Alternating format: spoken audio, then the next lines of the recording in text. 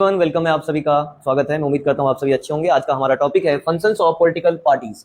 राजनीतिक दलों के क्या कार्य हो सकते हैं, जैसे कि बीजेपी, कांग्रेस, सपा, आम आदमी, जितने भी दल हैं इन सभी के क्या कार्य हैं। पहला कार्य देखते हैं क्या है। पहला कार्य है कंटेस्ट इलेक्शन, मतलब कि चुनाव में हिस्सा लेना। सबसे पहला कार्य होता है, कोई भी दल हो चुनाव में हिस्सा लेते हैं। चुनाव में इसलिए हिस्सा लेते हैं क्योंकि उनको सरकार बनानी है। दूसरा कार्य होता है present the policies to the voters, मतलब कि वोटर्स तक अपने पॉलिसीज को लेकर जाना।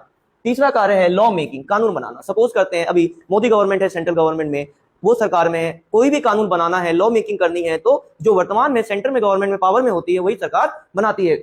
अगला है हमारा forms and run the government.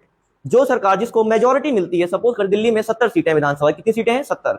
अभी वर्तमान में बीजेपी गवर्नमेंट दिल्ली में भी है, तो जो पावर में होती है उनका काम होता है form and run the government, मतलब कि सरकार को चलाना और सरकार की पॉलिसीज को लागू करना राज्य में या फिर केंद्र स्तर पर। तीसरा हमारा, पांचवा हमारा है ऑपोजिशन रोल। जो पार्टियां चुनाव में हार जाती है या जिनकी कम सीटें आती हैं वो अपोजिशन का रोल निभाती है, मतलब कि वो विपक्ष का रोल निभाती है और वो सरकार से प्रश्न पूछती है कि आप आखिर क्या कार्य कर रहे हो, आपने कितनी सड़कें बनाई, आपने लोगों के लिए क्या काम किया। तो अपोजिशन का रोल एक अहम रोल है। नेक्स्ट पॉइंट है हमारा raise the issues and start the movements. कहने का मतलब ये जनमत के मुद्दों को उठाना और लोगों तक लेकर जाना। जैसे कि अगर कहीं भ्रष्टाचार हो रहा है तो पॉलिटिकल पार्टीज उठाती है उस मुद्दों को, सड़कों तक लेके जाती है, फिर उनका मूवमेंट चलाती है।